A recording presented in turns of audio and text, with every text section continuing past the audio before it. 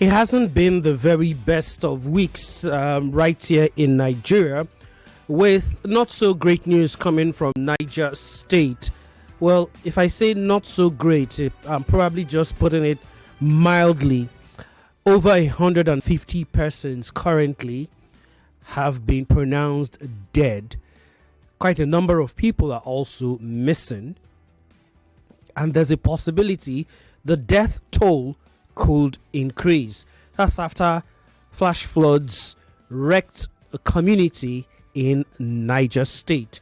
And we're having to grapple with all of the issues as it concerns that. Well, we thought we were done with all of the examination issues and jam.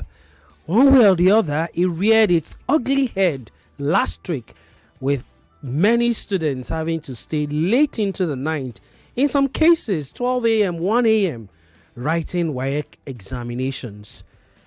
Well, about 30 plus years ago when I did mine, I think the latest I ever sat was 6 p.m. or thereabout. That's when the exams actually concluded, not even starting. But WAEC has given its reasons. It's given some plausible reasons why it happened.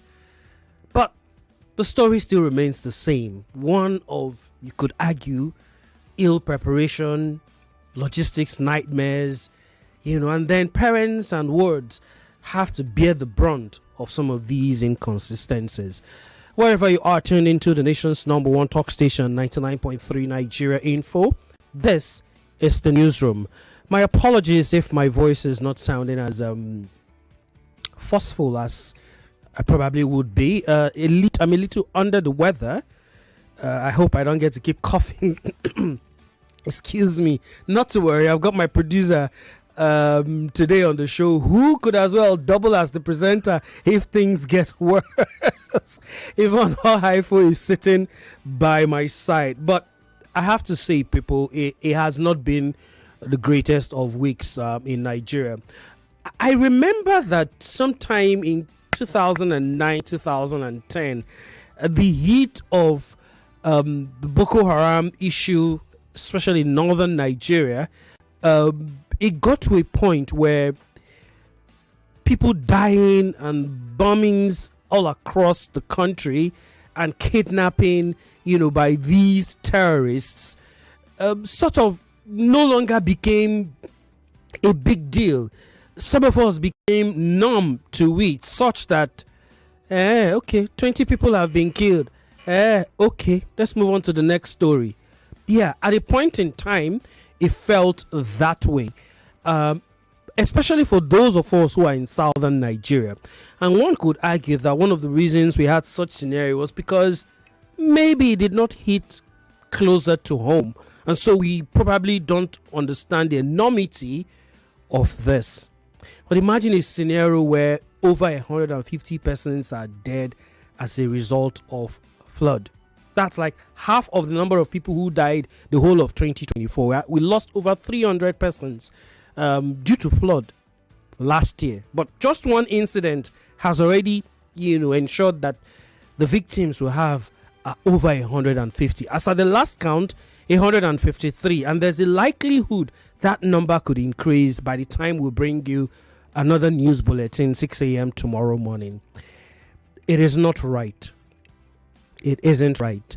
And if the reports that the governor of the state is somewhere in Saudi Arabia performing some religious, what do you call it again? If that is true, then it just beggars belief.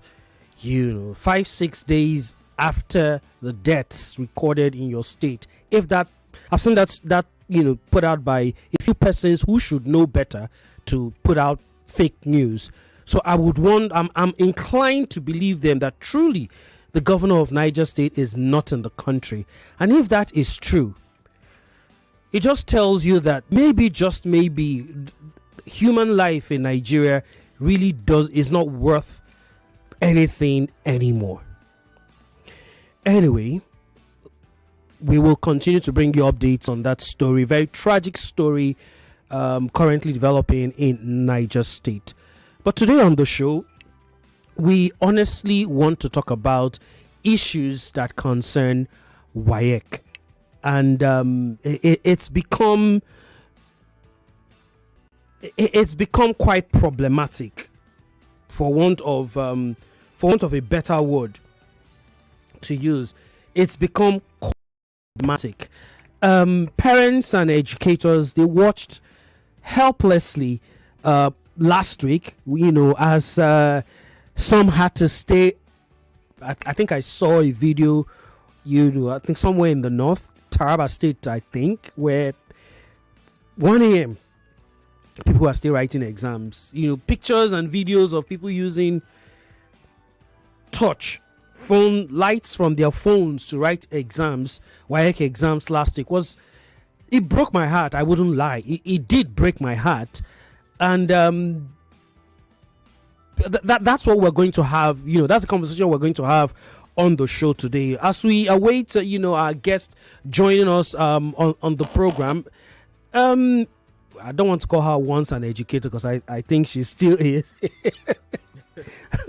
Even on Haifo, first things first, what was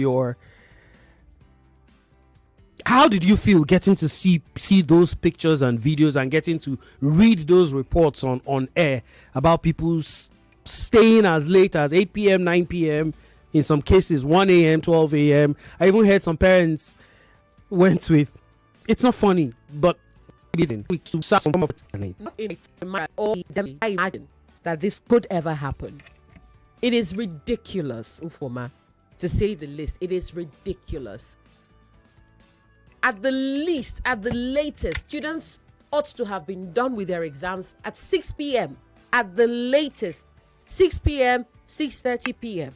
They had no business sitting there writing God knows what late into the night. By the way, what exam paper was it, Self?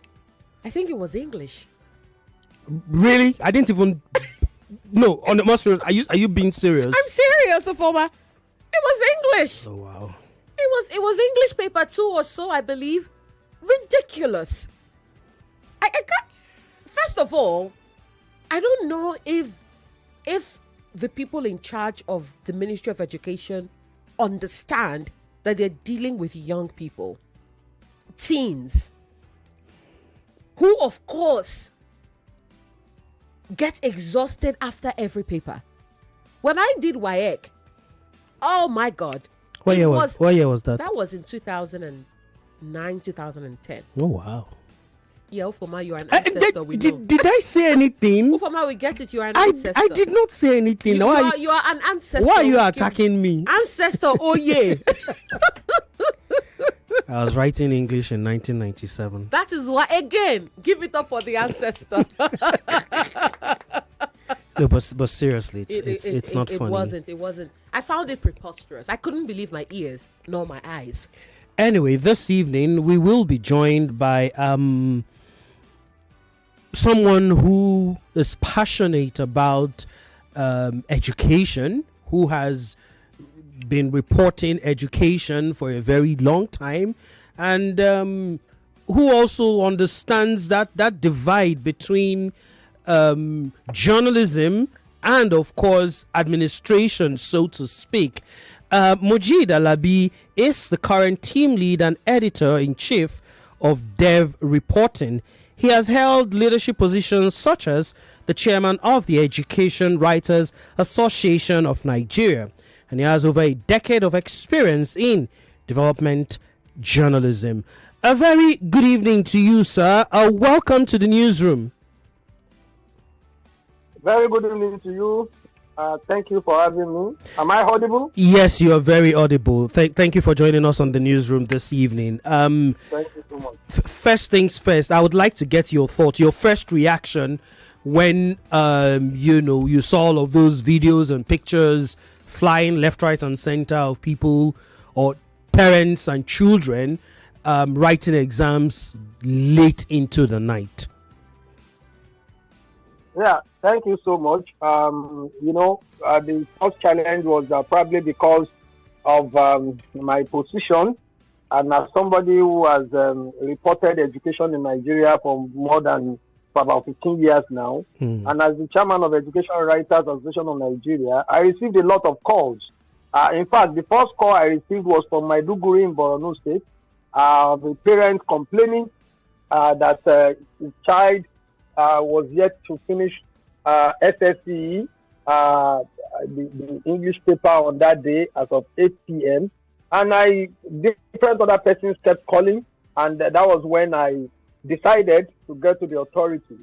And I felt so bad. We had to dispatch people to different campuses and to different schools. And one of us was at 11 p.m. One of us was at one particular school in Ikotun Axis, and I was disturbed with what I saw because I was receiving live updates from Osun to Oyo to Lagos, and it really weighed me down in terms of I felt so sorry for Nigeria's education system. Yeah, sorry is maybe even putting it slightly mildly, because the situation was quite embarrassing, I would say. But what exactly does this reveal about Nigeria's education system, as a whole? Quite a number of people, and rightly so, have said that education in Nigeria has continued to go down the drain over the years because successive governments have not paid adequate attention to the sector. So the issues we've had over the last few weeks, first was JAMB, and now WAEC. Is it just a symptom showing us how bad the situation actually is in the country? Yeah, we need to get some things very right. It is not really about the education system per se. Okay. Though we may blame can you hear me? Yes, I can. Go ahead. Yeah. So we may blame the system of education that we run and the conduct of examinations that we have and the craze for certificates as part of the reason. What actually led WAEC to have made that move, and we must commend WAEC. What happened was that there was the people had the examination question got leaked, and WAEC got to know, and it was not an exam that was being conducted in Nigeria alone. It was an exam as a regional examination body. At the same time, when it was holding in Nigeria, the same exam was being conducted in Ghana, in Liberia, in Sierra Leone, and the Gambia. So WAEC knew that there was no way it could have postponed that examination. It took extra effort to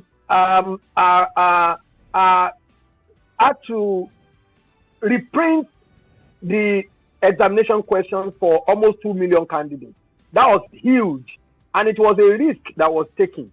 That the best way we can stop this malpractice was to prepare another round of examination questions and change the schedule. They were supposed to have paper 2 in the afternoon and probably paper 3 by around 3 or 4 p.m. But what they did was to change the paper, bringing paper 3 earlier, so that those people, there are a lot of rogue websites. But I said, look, there will continue to be malpractice until that time when we understand the fact that the emphasis on certification must be reduced. True. Until that time, when we change the mode of our examination, I've said it that a whole lot of people believe that you must pass this before you can get certain things done in Nigeria. That shouldn't be. If you go abroad, Finland has the best system of education globally. So I've heard. Finland does not have competitive exams. And we have said it before. Why do we conduct this kind of examination and put people on pressure? Why? We put people on pressure because we understand that until they have that, there is no success. But when you look at it, the people that you disqualify, that because they do not understand English, they cannot pass mathematics, they are the ones who now take up other trades. They are your tailors, your fashion designers, and they are excelling. Are you telling me that there is no measure, there is no mathematics in fashion designing? How did they test them when they were studying, when they were under the training? Did they organize any formal test for them? No. They were learning by practice, and they kept monitoring them until they were able to get. Somebody can spend 4 years, somebody can spend 3 years, another person can spend 5 years. But what we do in school is that certain things come with the kind of the exams that we conduct. If you don't pass, you are ashamed. And that is why somebody else will know that I cannot make any move in life. And the next thing you are going to do is to go and commit suicide. Just like we experienced in True. So you have a whole lot that we need to do. Most of these guys that we say they are cheating, they will cheat because they understand that if they don't have this qualification, they are not going to go anywhere. Because we have tied everything in Nigeria to paper certification. Yeah. So until we reduce that emphasis on certification, until you understand that it is skills, it is that your innate talent that is needed. It's not compulsory. When you go abroad, a tailor is given the same regard as somebody who is working in an office. A panel beater is given the same regard because they are going to bill you per hour. The money they are going to charge is higher than even your allowance. So why would I not opt for that? Why must I go and be cramming mathematics, cramming symbols, cramming formula? No, because the system also rewards me accordingly. I've seen people who I understand when they knew their capacity. And what did they learn? He went to learn photography. Today, he's one of the best photographers that we have. But go and check. The people who are learning trade in Nigeria today are the people who have gone to universities, who have gone to colleges. Now today, for people to do POP, to do this, to do that, we have to go to Benin Republic, we have to go to Togo, because we have lowered, we reduce them to nothingness, because we don't give them regard. You see a security person at the gate, you believe that that person does not deserve quality pay because of the work that he's doing. Even teaching, how many of our children want to become teachers? Because we have reduced them. They are not properly rewarded. You have to be a banker, you have to be an engineer, you have to work in oil companies, you have to work in this before you can be regarded as somebody. So that gap is too wide. And that is why everybody wants to struggle. You see a lot of people, I said it sometimes, because of that certification, you see a lot of people who are not PhD holders. Because they gave them honorary doctorate somewhere, they put it behind their name, which is legal. Even your ministers, you see, Dr. So. Where did they get it? One moshalasi, one mosque somewhere, one church somewhere, one mushroom school. They just announce and they give them that kind of a certificate. Those are the challenges that we have until we are able to address it. It is not mandatory that everybody must go to university. It is not mandatory that everybody must go to college education. It is not mandatory that people must have higher certificate of education. There are people who are using 6 months, 8 months certification in different, whether it is digital marketing, whether it is web designing, and they are making it. They are working with international platforms, international organizations. So we need to understand when people are going to. I am an employer. Your certificate cannot impress me. Your CV, I'm not interested. It's about what can you do. We have people, when I was in premium times, we had people who are not even in tertiary institutions. We employ them and they are working. We have trained cleaners who eventually became a graduate. They are writing, they are reporting. You see beautiful writings, beautiful write-ups on the website. You think that it is because people are teaching them what to do. Go and employ from the university. Tell me what you see.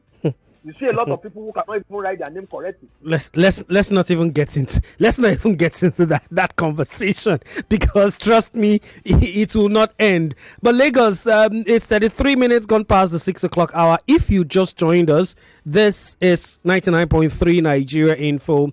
It's the newsroom, and today on the show we're talking about the nightmare that we saw last week during one of the examinations in WAEC. Our guest on the show is the team lead and editor-in-chief at Dev Reporting.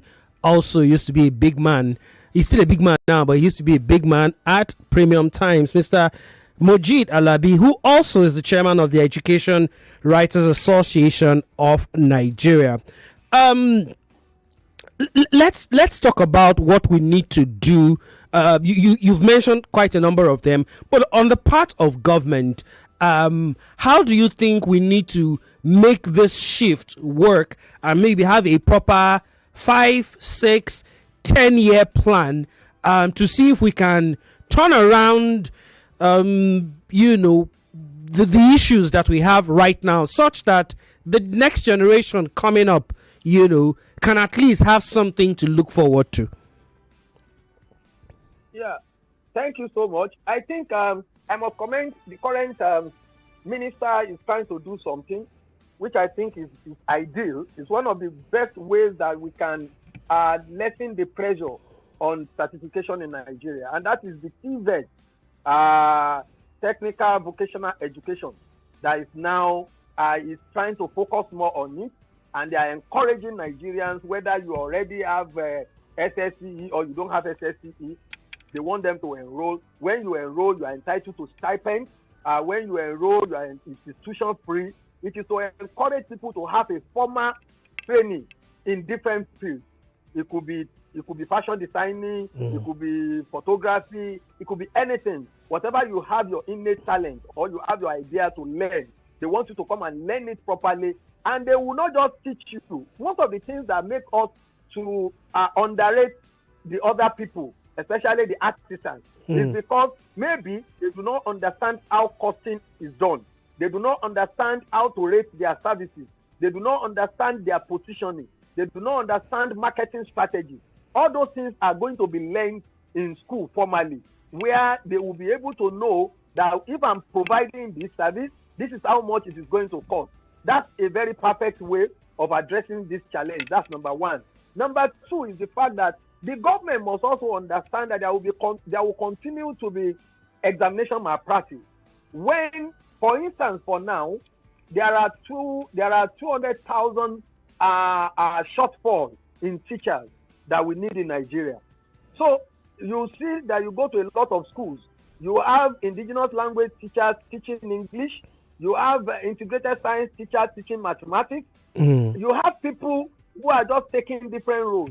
When exam comes, this is a regional examination. It is not an examination that will be set by their teacher that will say, this is the only thing that I taught you, and this is where I'm going to test you. So when you are bringing exam for this candidate, you will have seen that you cannot say the student who was taught by the best teacher and the one taught by the worst teacher will also attend the same examination, the same question. So it is better that we must also provide the depth of facilities in our schools must be addressed. We must provide enabling environment. People must not study under atmosphere of fear, where you are expecting that if you are not doing this, you are likely to be kidnapped, to be adopted from your schools. There are schools that have been shut down for many months that students cannot go until we are able to address this. But because the students also know that, look, if I don't pass this thing, where will my parents get money to obtain another form for me? So it's a do or die affair. Until we reduce those do or die scenarios, those are the things that can address the challenges that we have. Another thing that we need to do is also that recruitment should not be based on certification alone. We should look at merit. Anybody who is going to NNPC, for instance, it is not just about whether you study engineering. Go and check. Most of the guys who are repairing our vehicles by the roadside, they are the ones repairing vehicles by the engineers. Engineers in universities don't have workshops to even repair their own vehicles. It is these roadside mechanics that do it. How did they learn it?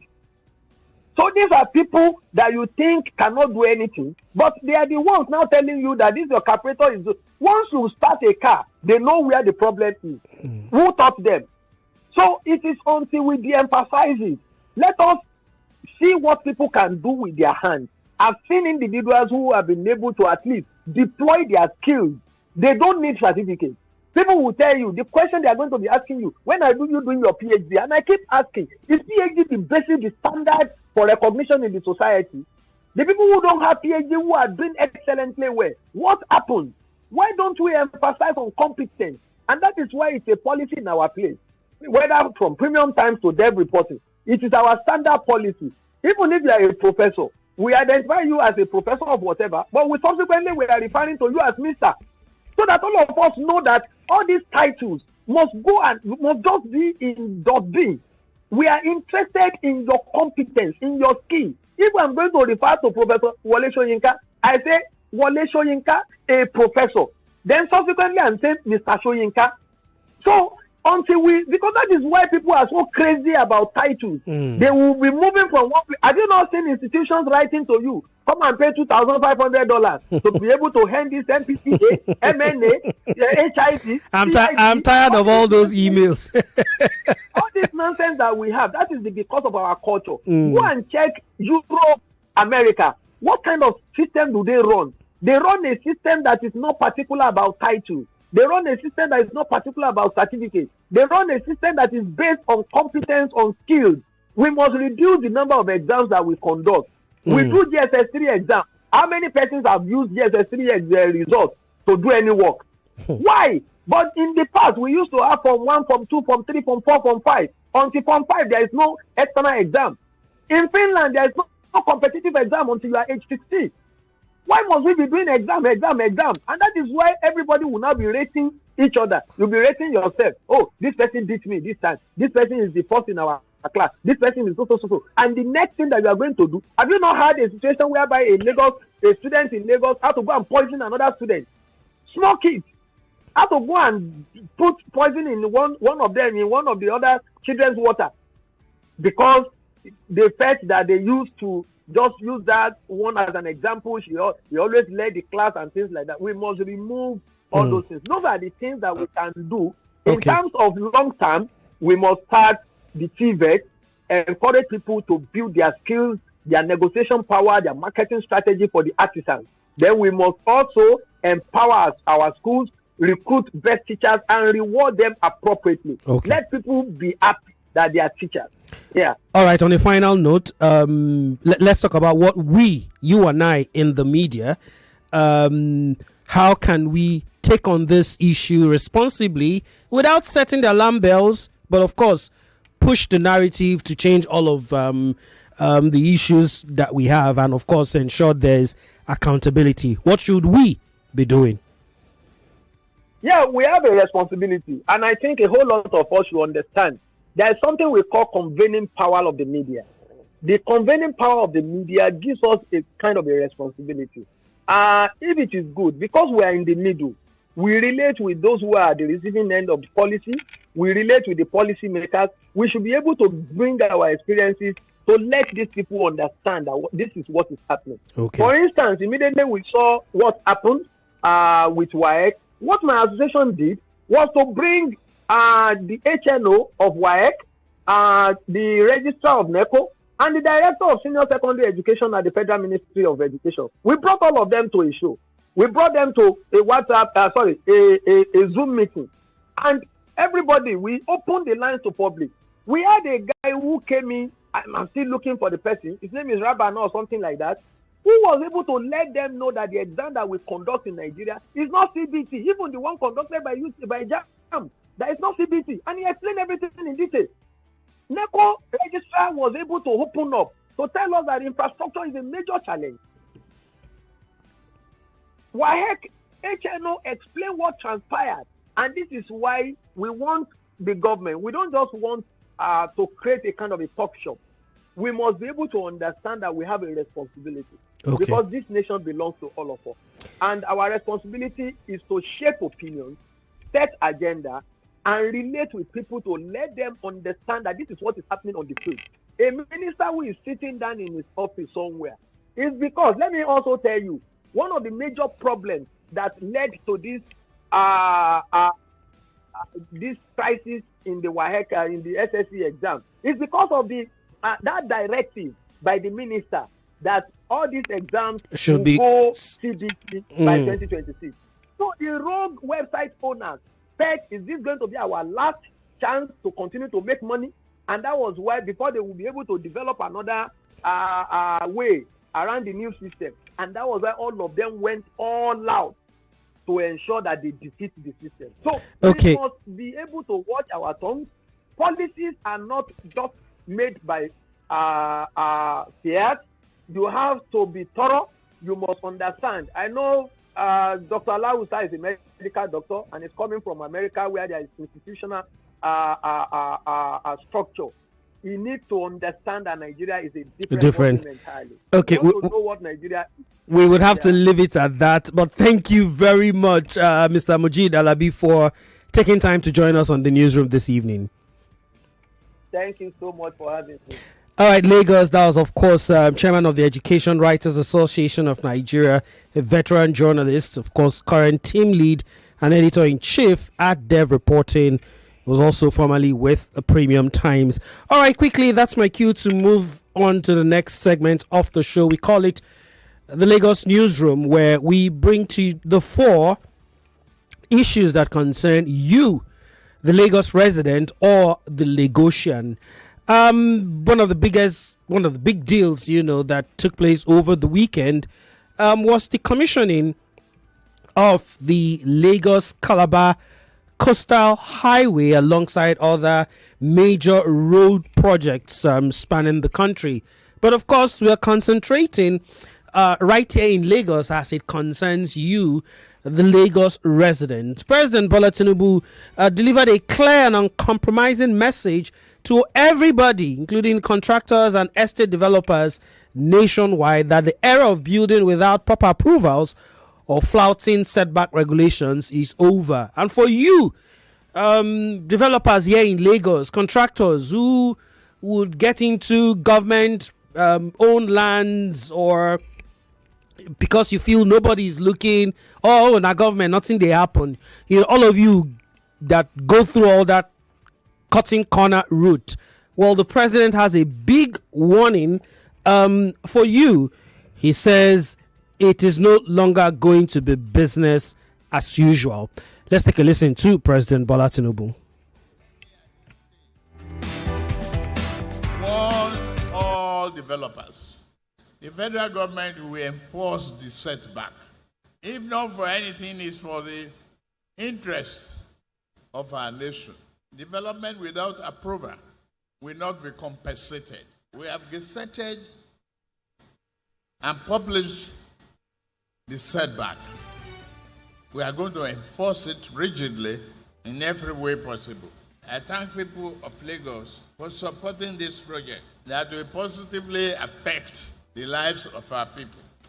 I know at this stage the expectation is still very high, and our Nigerian people are still going through difficult times. I take this opportunity to appeal to all Nigerians that the hope is here and is realizable.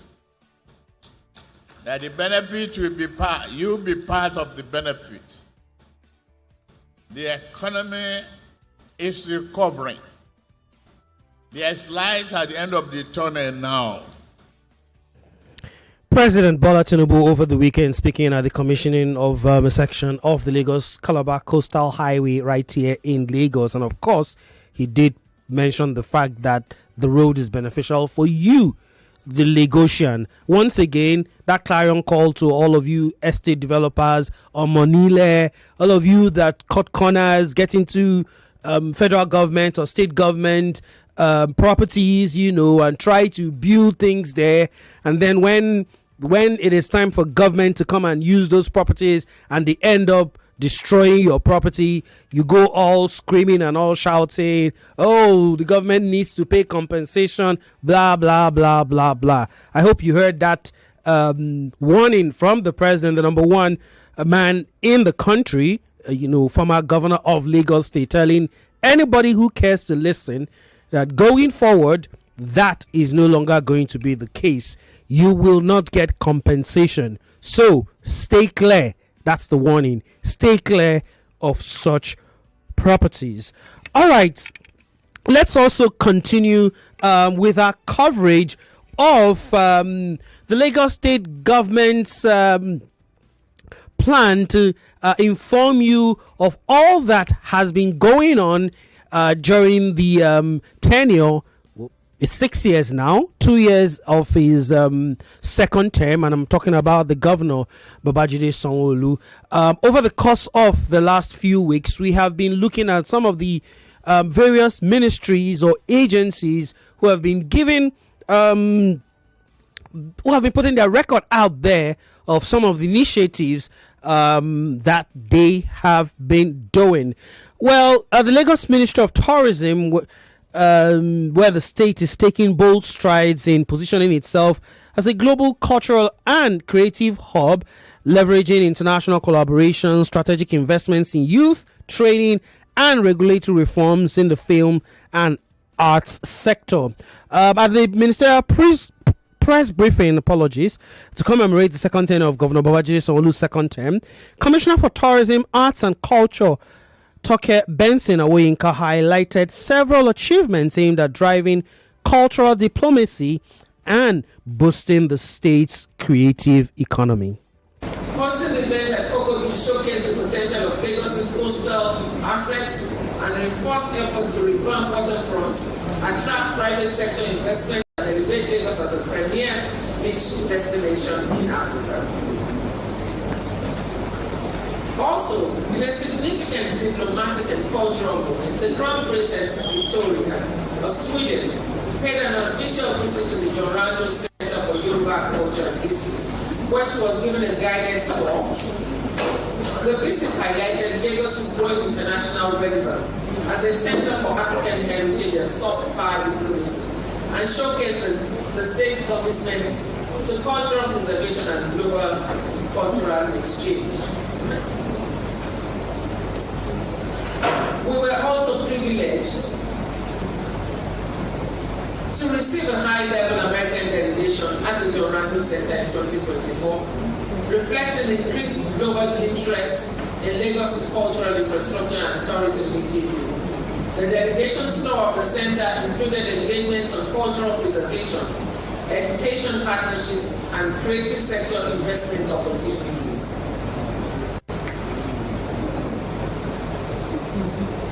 Last year also, the Lagos X-Paris Cultural Exchange event celebrated artistic collaboration between the Nigerian and French creatives across fashion, music, and film.